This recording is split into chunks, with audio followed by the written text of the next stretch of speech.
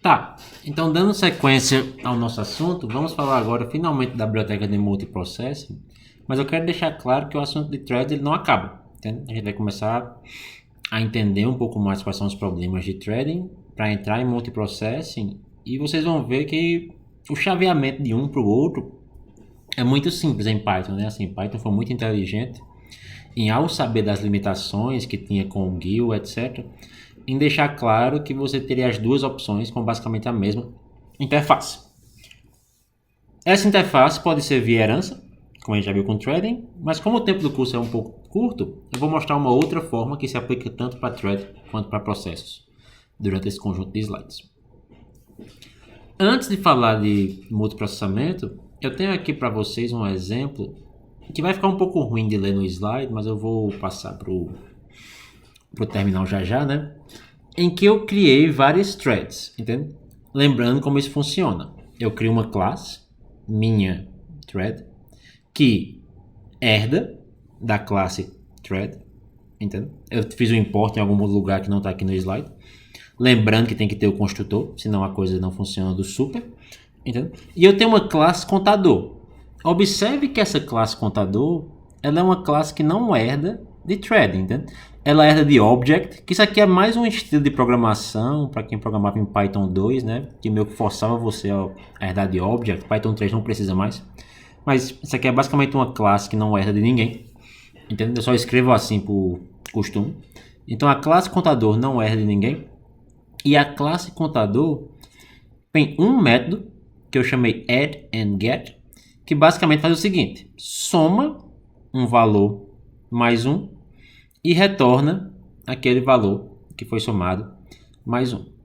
A thread em si, no seu run, vai simplesmente imprimir qual é o valor desse add and get, e ao imprimir aqui, o que é que vai ser impresso? Entende? Soma mais um, imprime. Se eu crio 100 threads, então agora eu tenho o meu main aqui embaixo, criou um contador, e observe que todas as threads compartilham do mesmo contador. Eu coloquei elas numa lista, só para conseguir fazer start e join de forma mais simples, mas todas as minhas threads compartilham o mesmo contador. Threads permitem compartilhar memória, então eles compartilham a mesma memória aqui, nesses exemplos, e eu dou 100 starts e depois 100 joins. Observe como as 100 threads compartilham o mesmo contador, como eu mostrei, e simplesmente imprimem o resultado. E parem para pensar talvez por uns 10 segundinhos, né? Qual seria a saída desse programa abaixo? Obviamente eu não tenho como perguntar para vocês isso aqui no vídeo, mas, bem, reflita um pouco aí, enquanto eu vou passando aqui para o meu terminal.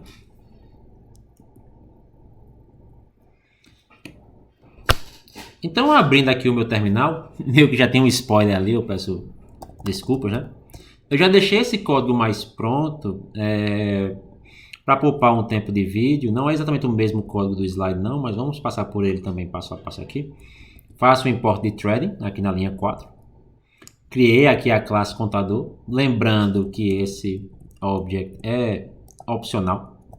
Isso aqui funciona da mesma forma, entendeu? Aqui eu tenho basicamente o contador que eu vou somar mais um. As variáveis mudaram de nome, mas foi só porque eu refiz o exemplo nesse computador que eu tinha feito em outro. Somo mais um e retorno. A thread, minha threading, herda de thread. Chamo o construtor do super. Recebe um contador. Todas as 100 vão compartilhar o mesmo contador. Chama o add and get. Imprimo o resultado final.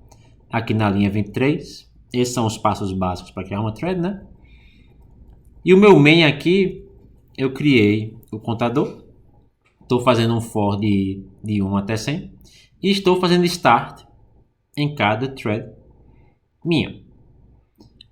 Olha só o que acontece quando eu rodo esse programa. Cada vez que eu executo ele, os números são impressos em uma ordem diferente, porque as threads estão executando em paralelo na minha máquina. E, novamente, como eu não fiz join, eu não tenho nem garantia que vai até o fim, que eu estou imprimindo os 100 números. Observe como isso muda quando eu faço esse exemplo aqui, que é criar a thread, chamar start e depois chamar aqui o nosso join. Entende? Agora tudo vai de 0 até 100. Por quê? Voltando para o código, eu sei que eu passei aqui um pouco rápido. O meu código ele faz o for, cria, start, join. Então cria, iniciou, esperou. Cria, iniciou, esperou. Cria, iniciou, esperou. Que isso em essência nada mais é do que um código em sequência. Entende? Isso aqui não é um código em paralelo, mas mostra como seria uma forma de ter mais controle aqui sobre a nossa execução.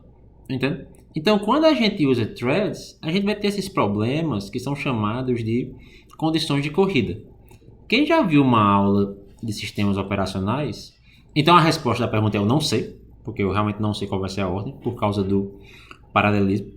E quem já viu uma aula de sistemas operacionais já entende muito bem o que está acontecendo aqui, né? E condições de corrida são quando códigos em paralelo compartilham o mesmo local da memória. Cada thread aqui rodando em paralelo compartilha desse contador, que eu guardei aqui nesse self CNT, entende? Que é um local único de memória, né?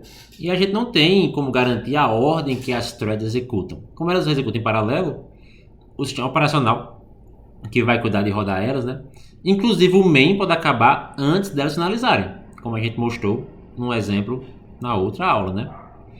E só para mostrar um pouco o que acontece em nível de instruções, aqui é a instrução assembly mesmo, isso aqui são slides realmente de um curso de SEO, mas só para quem não viu SEO, né? Tipo, quando você está rodando um código de somar mais igual a 1, certo? E você está somando mais igual a 1 no mesmo local da memória, entende? Você vai ter, aqui seria um decrementado, desculpa, aqui seria menos igual a 1, mas pequeno errinho no slide, mas não importa muito não. Mas quando você está rodando esse código, entende? Tipo, as duas threads compartilham dessa variável counter, entende? E o que é que vai acontecer na prática, né? Cada instrução é independente. Então é isso aqui que sua máquina roda. Move, increment, etc. Isso é código assembly. Isso é o código baixo nível que sua máquina vai executar, né? Só que enquanto sua máquina está executando, por exemplo, só lembrando que tem um erro aqui no exemplo que eu estou decrementando numa segunda thread, mas eu peço desculpas pelo slide aqui. Então, quando a sua máquina está executando, cada vez que eu acesso o counter, eu tenho um valor, eu incrementei o valor, só que a CPU, antes de guardar essa memória, ela tem que trabalhar na memória interna dela, que se chama de um registrador, que é esse R1 aqui. Então a CPU vai ter que trabalhar nesse R1 e depois atualizar a variável counter, movendo o valor de R1 para counter. Só que nesse momento a CPU passa para outra thread. Então o counter agora está com o valor antigo. Essa outra thread aqui está decrementando o número. Como eu falei, é um exemplo um pouco diferente do código que eu fiz. Entende? E depois perde novamente o contexto. Entende? Tipo assim, depois o contexto é perdido novamente. Você não tem nenhuma garantia de quantas instruções vão ser executadas por cada thread, não. Então você tem que cuidar desses problemas usando locks, que são os semáforos que vocês aprendem numa disciplina como SEO.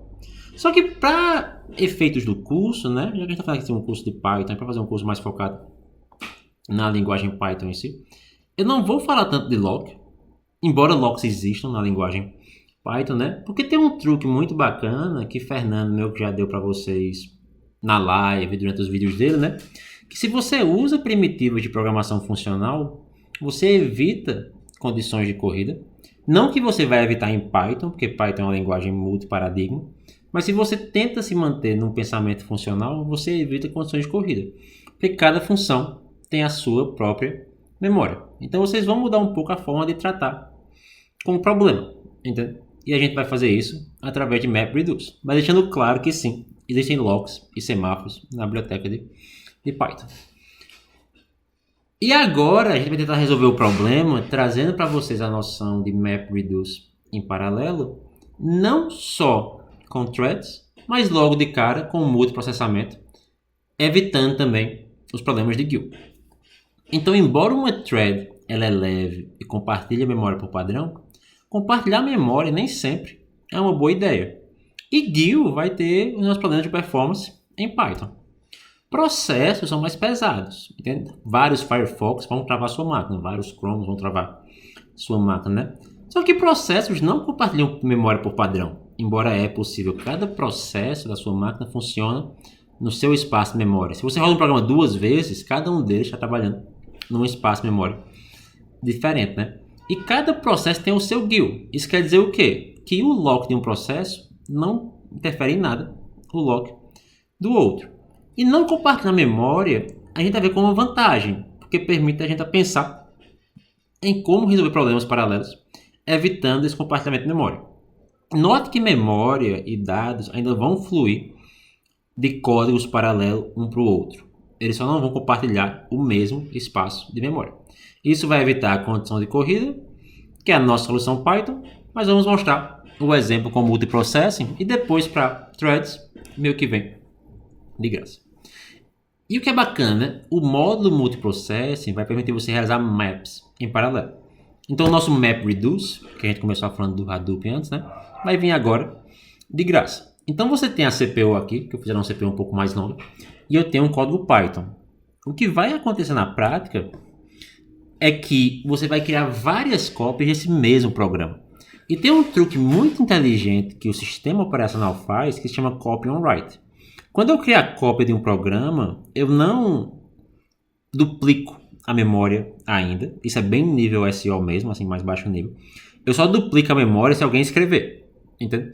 Tipo, que ficou aqui meio que oculto, né? Mas só duplicar a memória no momento que alguém faz uma escrita. Esse C aqui ficou um pouco solto, né? Mas aqui eu tenho a nossa CPU. Aqui eu vou criar várias cópias do processo Python, entende? E essas cópias vão executar em paralelo. Então eu posso chavear o contexto da primeira para a segunda, para a terceira e para a quarta. E assim que a cópia é feita, todas têm a mesma memória. E eu só faço uma cópia da mesma memória quando alguém escreve. Qual a implicação disso? Assim que a cópia é feita, todas estão no mesmo ponto, permitindo um comportamento bem similar ao de threading, entende? E sempre que você escreve, aí sim eu copio a memória e vira uma cópia local daquele processo. E deixa eu fazer agora o exemplo do fatorização para vocês passo a passo. E eu volto para o slide já. Então a primeira coisa que vocês vão fazer é o quê? Ao invés de usar threading, vocês vão importar multiprocessing.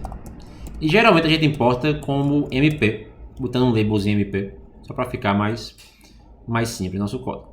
E a gente vai pensar igual a gente pensa com MapReduce mesmo. Então eu vou criar uma função map, que eu não vou chamar ela de map, né? Vou criar uma função fatoriza, voltando para o nosso exemplo de fatorizar os números.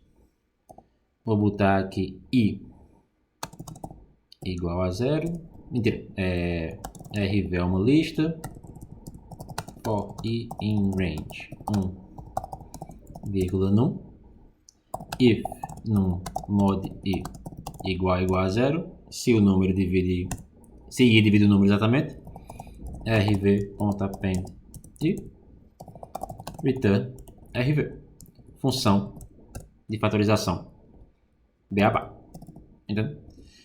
E o que eu vou fazer agora? Tentando ligar o assunto dos outros cursos, né? A gente não tem mais esse papo de contadores aqui. Mas eu vou primeiro importar o OS, que é algo que não está no slide. Eu gosto de deixar 2 enters entre imports e funções. Meio que minha forma de programar que eu peguei de Python, assim, né? De coding convention, né? Convenções de código. Só para deixar bonitinho também, vou usar um Python mais novo, que dá uma dica de tipo aqui, que é um inteiro. E vou fazer o quê? Eu vou usando o if, aquele mesmo if que a gente usou antes para abrir um arquivo, eu vou criar um pool E esse pool vai usar todas as CPUs da minha máquina. O primeiro argumento desse pool é o número de CPUs que ele pode usar, e eu vou dizer para usar todas as 4 CPUs. Na verdade, é o número de processos que vai criar. Mas se eu crio 4 processos, eu vou tentar usar tudo que minha máquina tem. Isso tem que ter um nome, que é um pool. E eu criei aqui o meu pool. Nesse momento, eu vou criar uma entrada, que eu vou colocar aqui alguns números grandes. Entendeu? E eu vou fazer o quê? Brincar de map reduce, igual vocês faziam antes. Só que quem vai fazer o map reduce não é mais a função map, como vocês conhecem, né? Eu vou fazer um pool.map passando a função fatoriza e passando a minha entrada.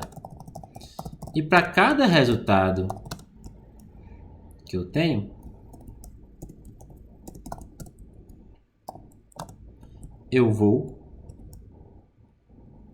colocar um i aqui igual a 0.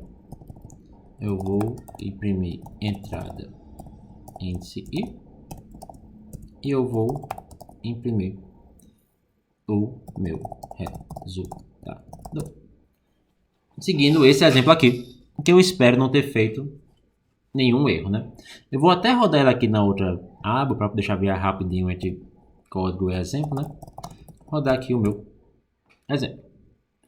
E você vê que o meu exemplo tem um bug simples. Vamos resolver. Tá aqui um enter a mais. Limpar a tela. Em que ele vai mostrar os fatores de cada número desse. Agora observa o que acontece quando eu faço isso aqui, ó. Tipo, só para deixar claro, desculpa, eu sou um pouco rápido às vezes. Aqui é esse, os fatores desses números são esse, desse aqui é essa lista, desse aqui é essa lista e desse aqui é essa lista aqui, né? Agora observa um pouco o que acontece quando eu faço isso. Ao invés de fazer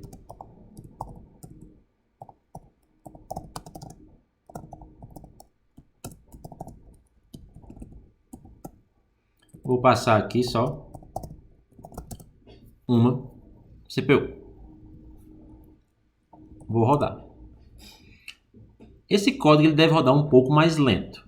Talvez num exemplo como esse meu aqui agora não fique claro que ele está um pouco mais lento. Mas se eu uso um comando time que existe no computador, esse comando time vai dizer que esse processo rodou em mais ou menos 1,29 segundos.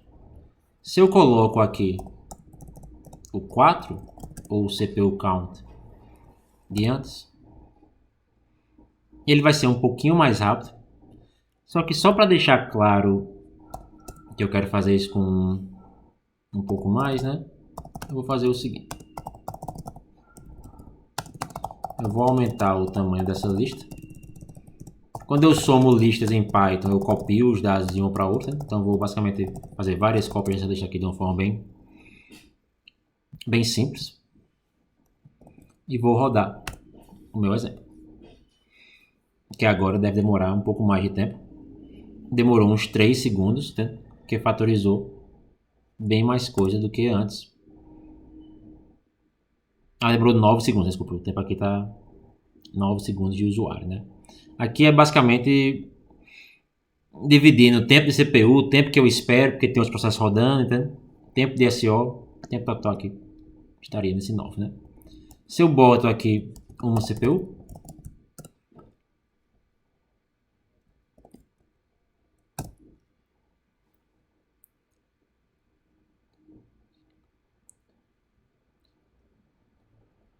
você vê que está mais lento, entendeu?